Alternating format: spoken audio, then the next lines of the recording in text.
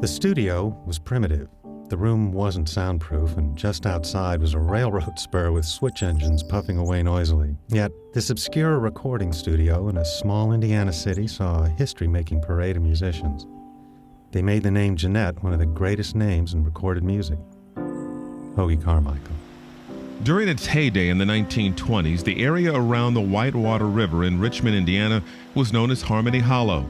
The place gained an impressive reputation, first for making elegant pianos shipped all over the country, and later for the Gennett Recording Laboratory, where some of the greatest names in all of music came to launch or enhance their early careers. In the wake of Gennett's success, these innovators helped create the soundtrack to the jazz age, recording and distributing distinctly American styles of music all over the world, all from a tiny studio in Indiana. Gennett is a microcosm of the broader American social fabric, as well as the creative essence of America as well. Blues, jazz, country, ethnic. If they thought there was a market for it, they would take a risk with it. There was just this rough beauty that came out of those records. The music is so incredibly important because we had this influx of immigrants from all over the place, and the contribution to American popular music came not only from Jews and Russians and Eastern Europeans, but from the Irish, from the Italians, from the Germans. Everybody contributed to the melting pot of American popular song at that time. And that's the thing that's beautiful about the Gennett recordings, is because they reflect exactly that very thing that was happening in American history. All the different types of artists that came from all over the country playing all different types of music. Gennett is a part of that history, and that tradition is very important.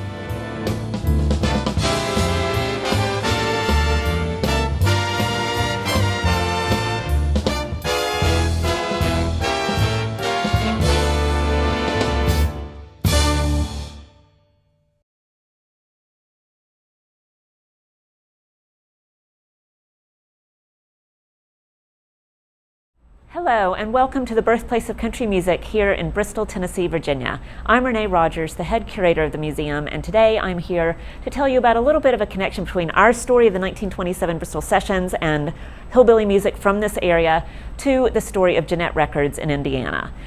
We have two connections. One is one of the stars of the 1927 Bristol Sessions, Ernest Stoneman. He recorded here in 1927 16 different songs with family and friends, including his wife Hattie and various other friends in different configurations and for different songs. But he had recorded before 1927 multiple times, almost 100 times for different record labels, one of whom was Gennett Records. For instance, in 1926, he and his wife Hattie recorded in their New York studio, and in 1927, he and Carl Brewer, another man who recorded here in 1927 with Ernest Stoneman, recorded also in their New York studio. But the big connection is between Ernest Stoneman and another group, the Sweet Brothers, Herbert and Earl Sweet, who were a banjo and fiddle duo from Washington County, Virginia, again, just here in this area. And Stoneman had met the Sweet Brothers at a fiddlers convention in 1926, and then he later traveled to Richmond, Indiana with them to record at Gennett Records. This was the first and only recordings for the Sweet Brothers at the Gennett Records studio in Indiana, and they recorded around 12 different songs, one of which was called East Tennessee Polka, and I love that because it harkens back to where we are situated now. So what's really cool in the connection between Ernest Stoneman, the Sweet Brothers, and Gennett Records in Indiana is the fiddle that we have loaned to the Gennett Records exhibit. It is Herbert Sweet's fiddle. It is the one that he played at those recordings in Indiana and that he played through much of his life as a performer. But what is really neat about it is on the inside of the fiddle case, he has written all the different places that they had traveled for performances or radio performances, but also he's written in there about the Gennett Records recording sessions, the date in July 1928, and Ernest Stoneman's name to sort of record that moment in time inside the fiddle case, and that is on display in the Gennett Records exhibit. It's a really great way to connect all these stories together and to also think about all the different places and people who were traveling at this time to make early commercial country music have this wonderful start and to lead into what we know and love as country music today. We're really proud to be part of this exhibit, and we really thank you for the chance to share our story.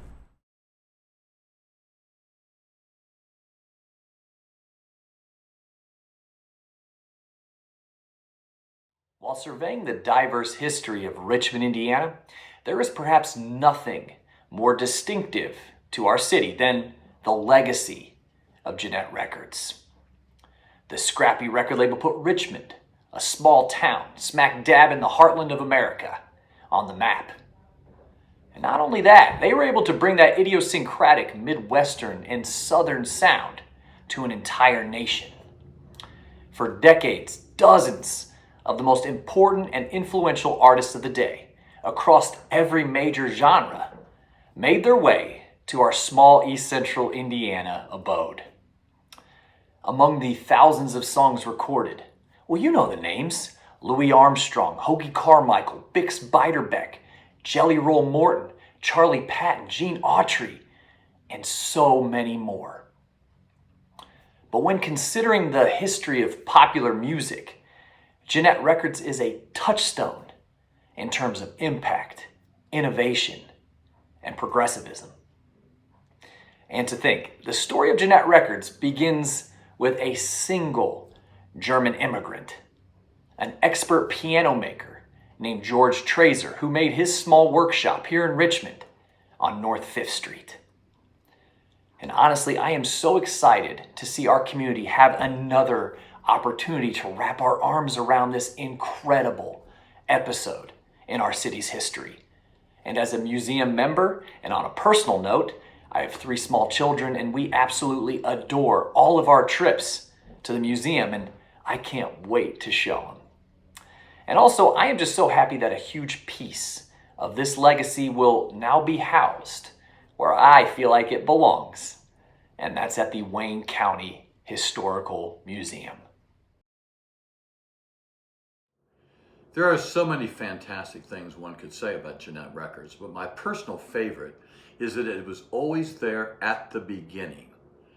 I think of this fantastic Richmond, Indiana record label much like I would think about the Cincinnati Red Stockings of 1869.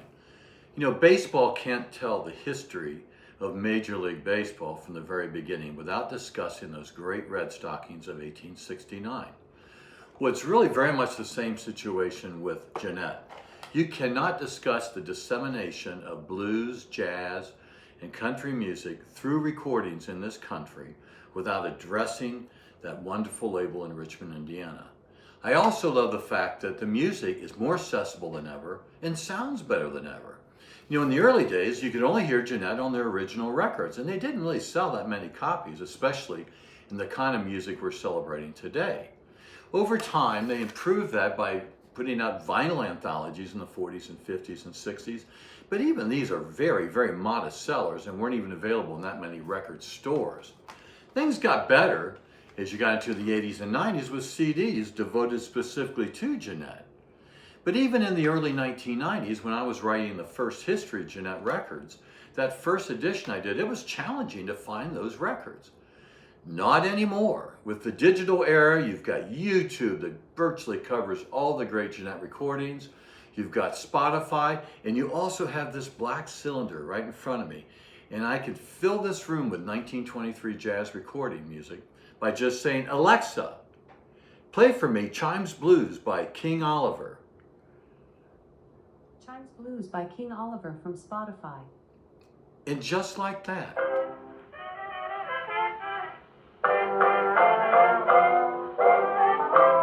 This entire kitchen is full of 1923 jazz recorded in the studio in Richmond. I get tired of jazz. I want to hear some classic blues. Alexa, play Charlie Patton, Spoonful Blues. And now we can change genres and hear another example of the great music from Gennett Records. Now we're going back to 1929, the Richmond studio, and in my kitchen, it sounds pretty darn good for recording that's almost 1 century old. Praise Gennett Records. The Star Piano Company's Gennett Records division is among the most influential of the independent record companies of the 1920s and 1930s, and in my opinion, it's also one of the most fascinating. And in large part, that's because of how different their recording operation was compared to those of larger, better financed competitors like Victor, Columbia, and Brunswick. Gennett's approach to recording amounted to a kind of open-door policy, as it's been described, in which the company was willing to audition almost anyone who showed up at its studios, and if they passed, give them an opportunity to make a test record or two. The company very much embraced this kind of low-pressure, informal approach to talent spotting and recording, and it was certainly more accommodating than its competitors when it came to deciding who and what to record.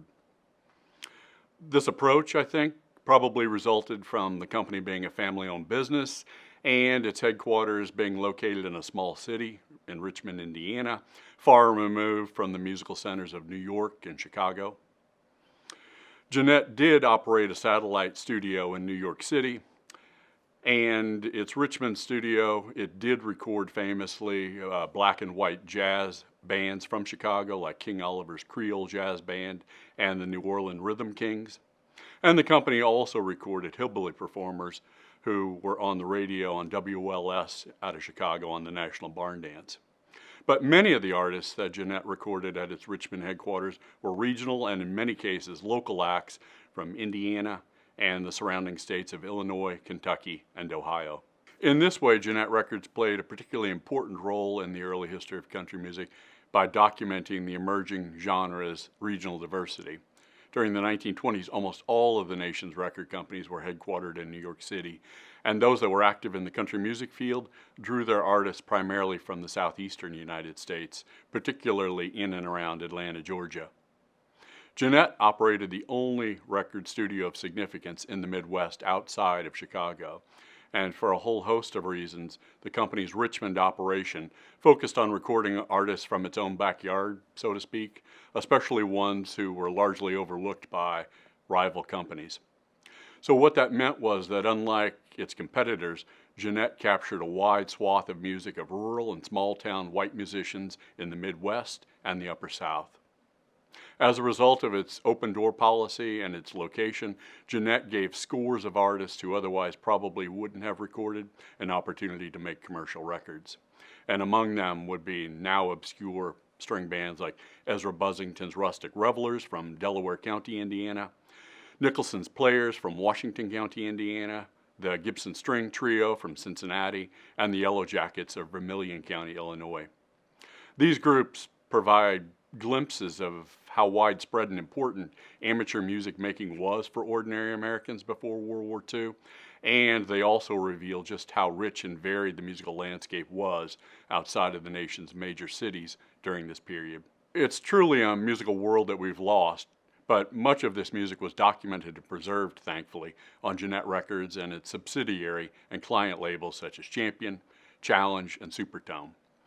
Without Gennett, though, much of this extraordinary music would have probably been lost. The record business began in earnest at the turn of the 20th century, but for 20 years only two record labels truly existed, Victor and Columbia. It wasn't until the Star Piano Company decided to expand its operations and take on the two majors did the record business fully form. What did music sound like before Star's Gennett label hit the scene fully in the 1920s? Boring. It was boring. Bunch of stiff European ballroom dance tunes, predictable pop dreck, inaccessible opera sung by stars from across the pond, and really, really, really bad comedy.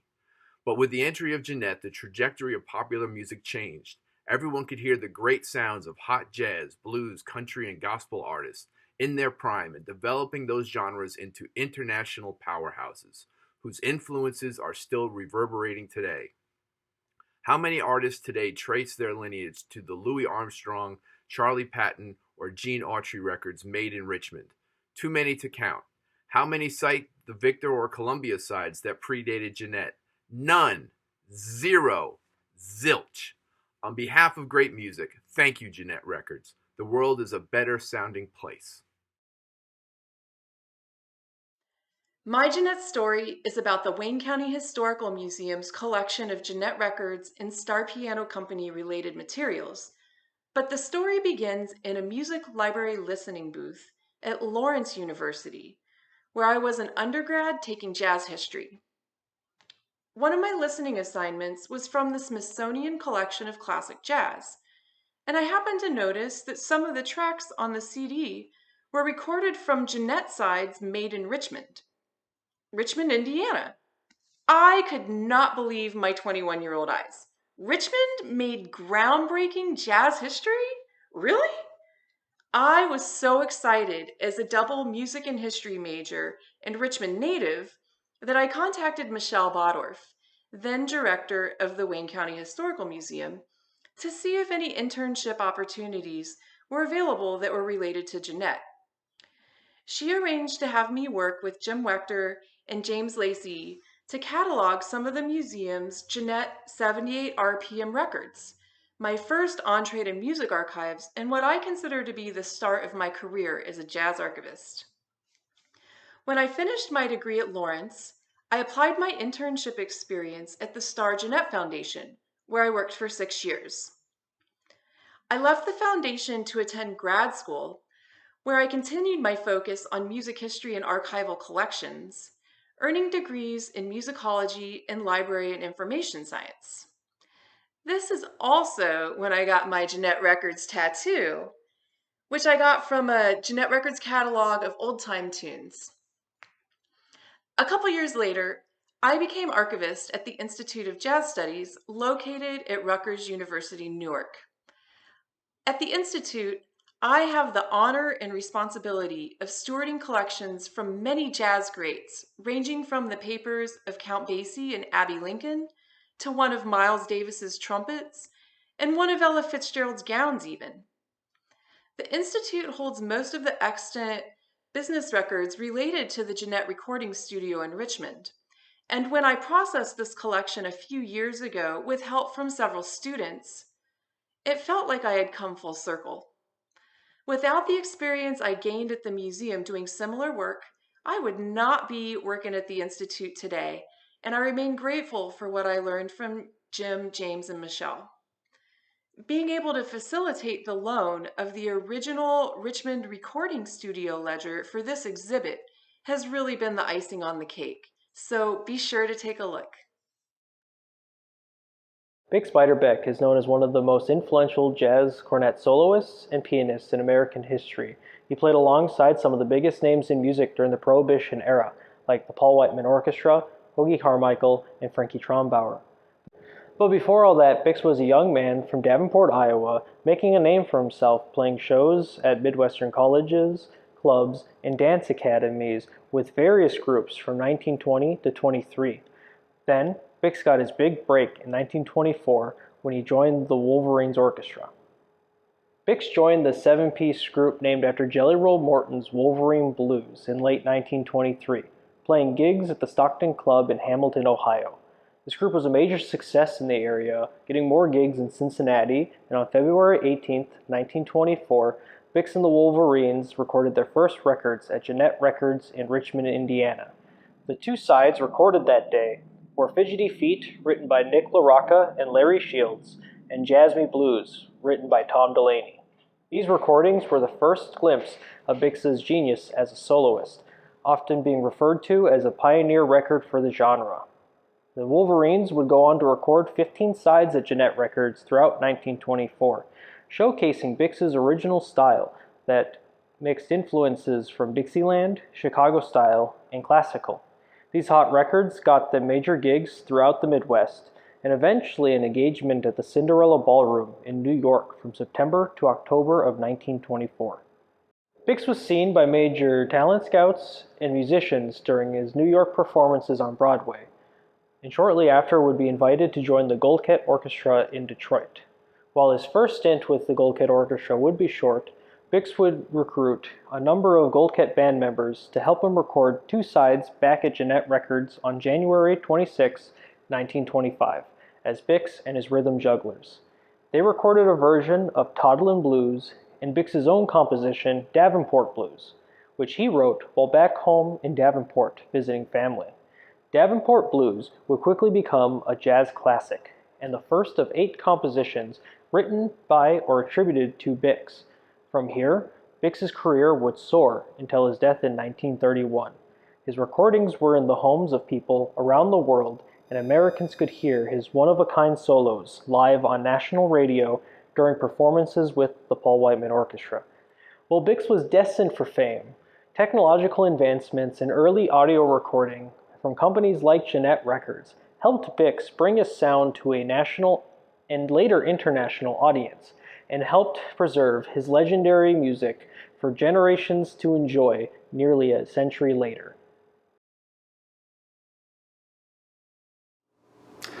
Good evening, everyone. My name is Tom Broyles. I'm coming to you here from the stage at the Firehouse Barbecue and Blues. Hope everyone's enjoying this great celebration of Gennett Records. The first time that I realized the significance of Gennett Records was several years ago. I was reading Keith Richards, of course, the lead guitarist for the Rolling Stones, his biography called Life. And in that, he talks about growing up in England and his parents playing Bix Beiderbecke and the Rhythm Jugglers records when he was a boy and being influenced by that. And I realized that Bix Beiderbecke recorded here in Richmond. And I thought, man, that's pretty cool. So I started researching a little bit, and I found out that people like Led Zeppelin and the Beatles and Bob Dylan and Elvis were all influenced by Gennett artists. And whether we're talking about Robert Plant, of course, the lead singer from Led Zeppelin, talking about how he started picking up on Blind Lemon Jefferson when he was in high school. And John Fogerty from Creedence Clearwater Revival, talking about how when they did Run Through the Jungle, they were copying Howlin' Wolf, and Howlin' Wolf knew Charlie Patton. And speaking of Charlie Patton, a influence on all kinds of English blues bands, actually just inducted into the Rock and Roll Hall of Fame just last year. So, you know, that's pretty cool.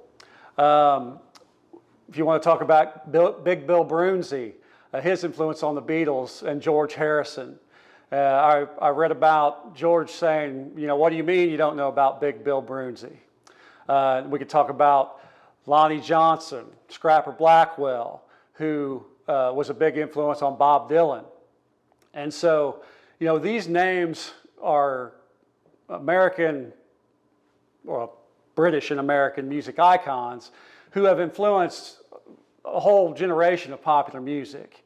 And it all started with an artist coming to Richmond, getting off a train at the depot, which is just a few blocks from here.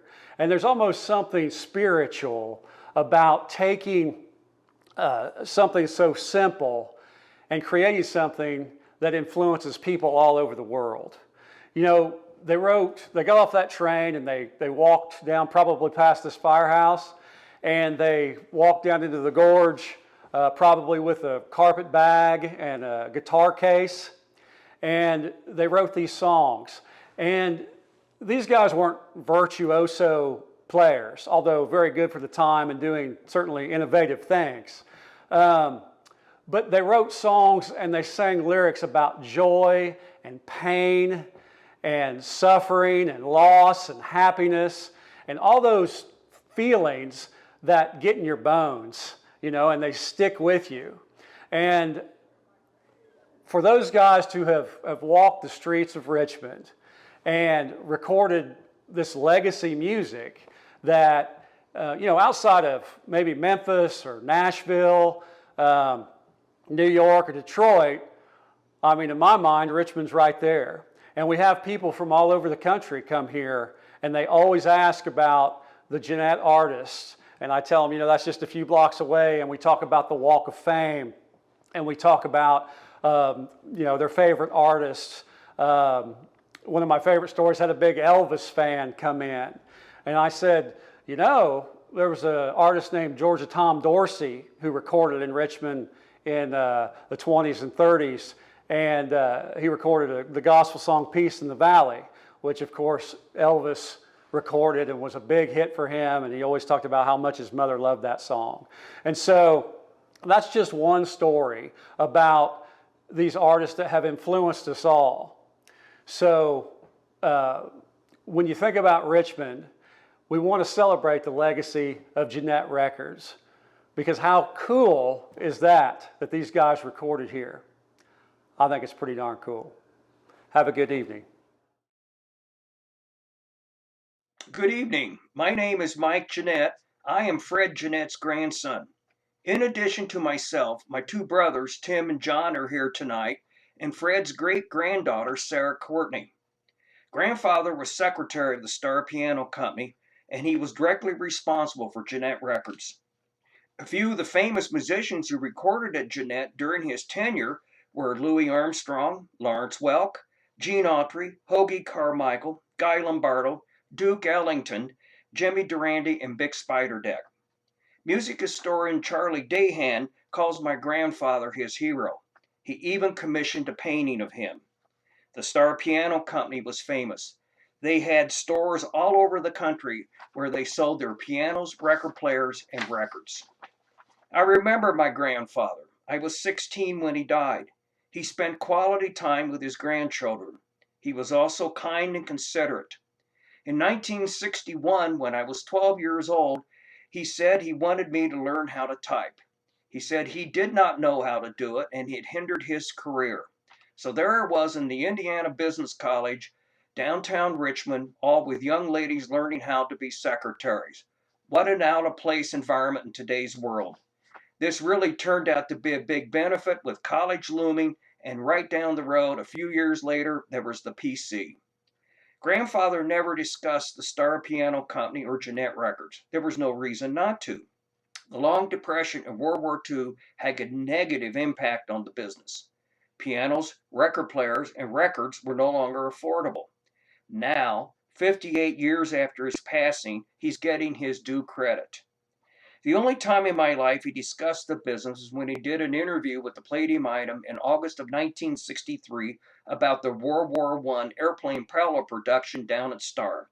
He saved one propeller that we are handing down through our family for future generations. I am so pleased to have learned so much about our family history, thanks to the Indiana Historical Society in Indianapolis and the Wayne County Museum in Richmond. They have done so much to bring our family history alive. There are just too many people to thank. I'm also grateful to have been invited to be part of both of these projects. I love talking about my dad, Harry Gennett Jr. He was known as the sound effects man. He was born in 1906 to Harry Gennett Sr. and his wife Grace. Harry Gennett Sr. was the oldest son of Henry and Alice Gennett. My dad was first involved in the sound effect business in 1928, when the introduction of talking movies led to the demand from theater owners for background music and sound effects to make the held-over silent movies more impressive and more desirable. Gennett Records' mood or orchestral background sound effects were the 0100 White Label series. Only Gennett continued making sound effects after 1930. They made Gennett Sound Effects, then the Gennett Electrical Transcription label, Speedy Q label, and finally the Synchro label. The Gennett Sound Effects were the longest-lived Gennett recordings of any of the recording record labels. The entire sound effects library was 375 sound effect records. In the early 1930s, my dad and Bob Connor began going on location across the country to make recordings. They used a 1927 Dodge Studebaker truck loaded with over a ton of recording equipment. In 1933, they upgraded to the Gennett laboratory recording truck and crisscrossed the country looking for just the right sounds. My dad loved trains, so there are plenty of sound effects of trains in the recording library, and just about any other sound that you can imagine.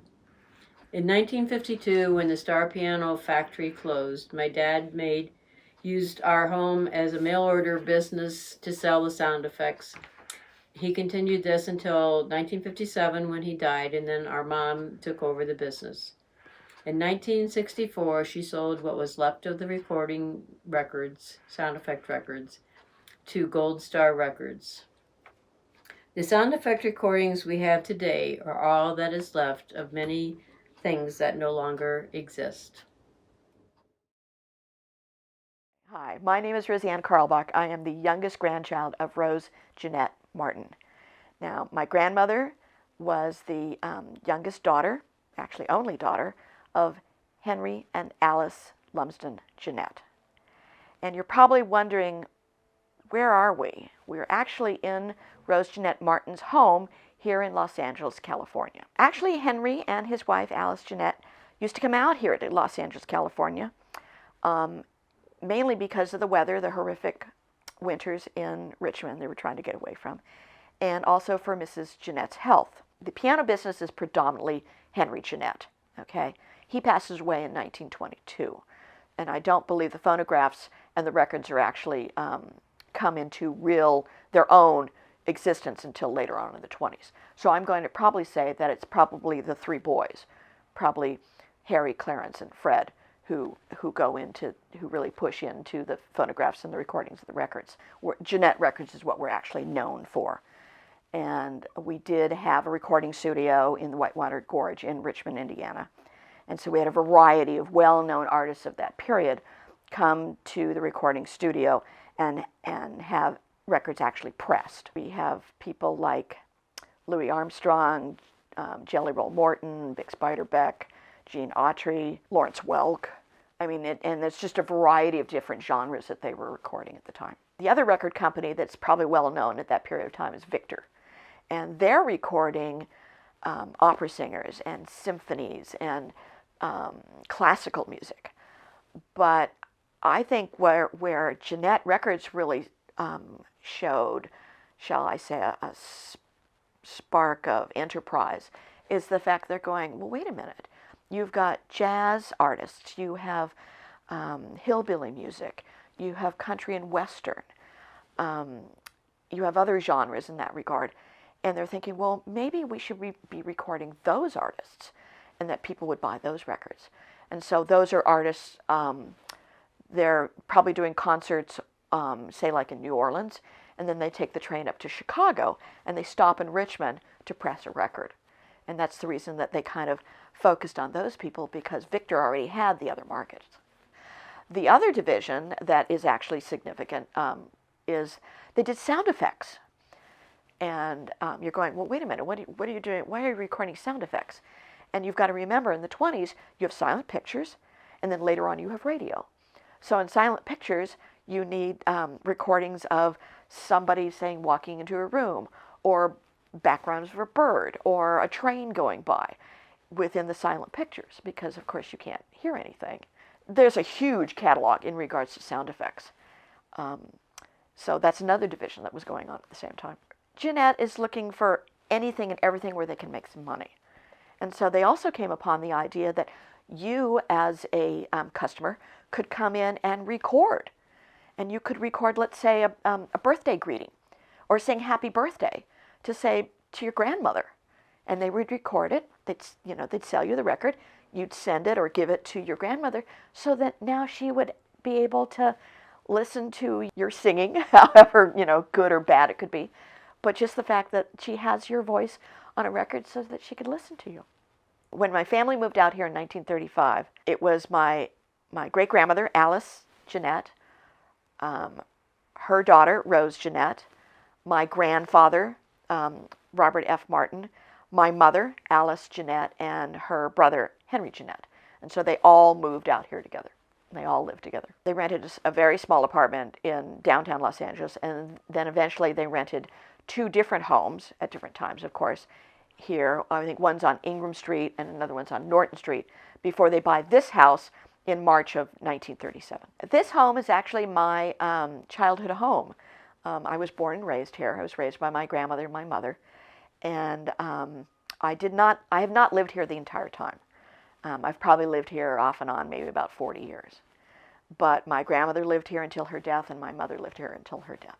The furnishings and the china and books predominantly were transported from the house in Richmond, Indiana. I would say about 70 to 75% of the items in this house came from that home, which is pretty remarkable. I mean, I am actually sitting here in the house that my grandmother bought in 1937. The family's owned it for 85 years. I am fourth generation to live in this home.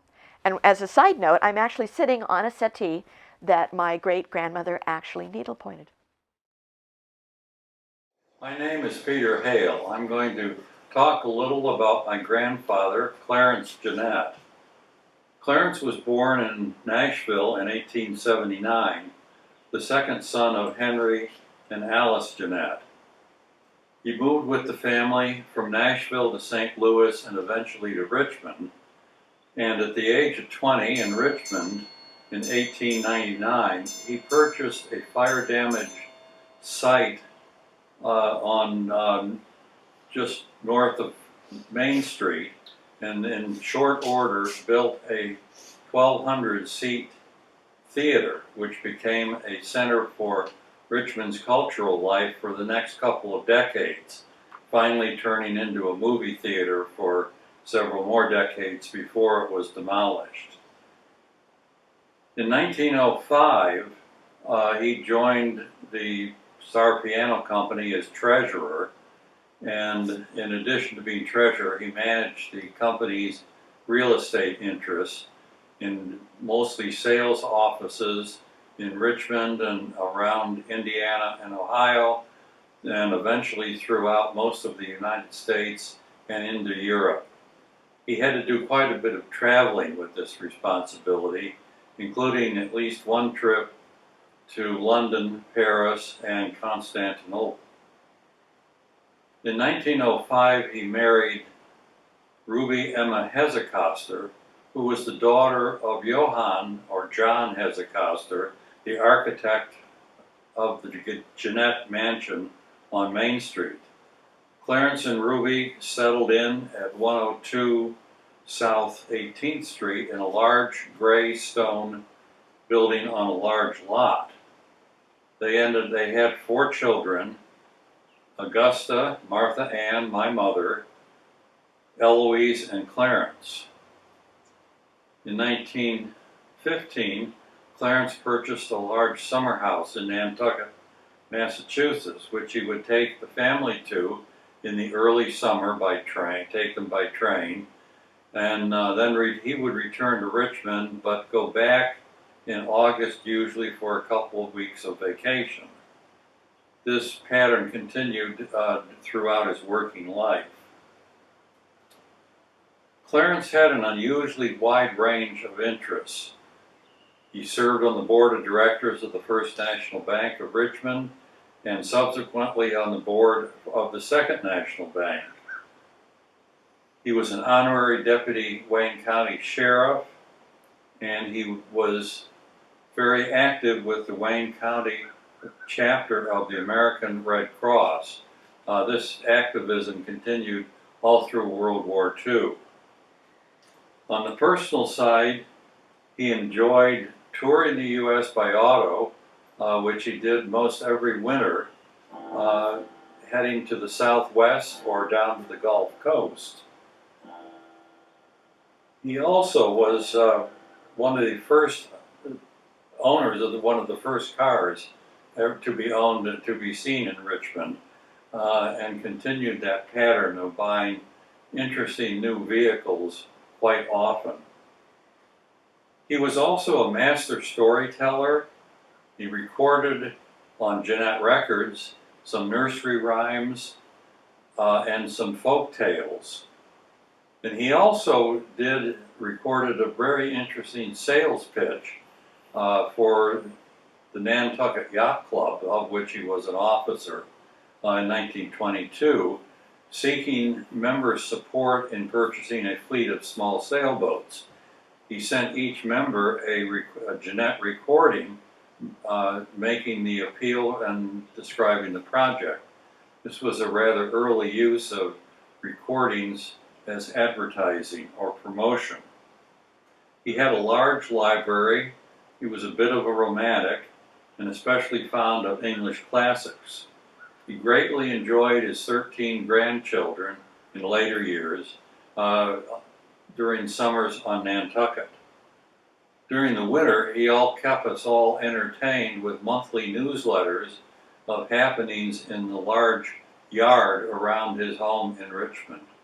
Thank you.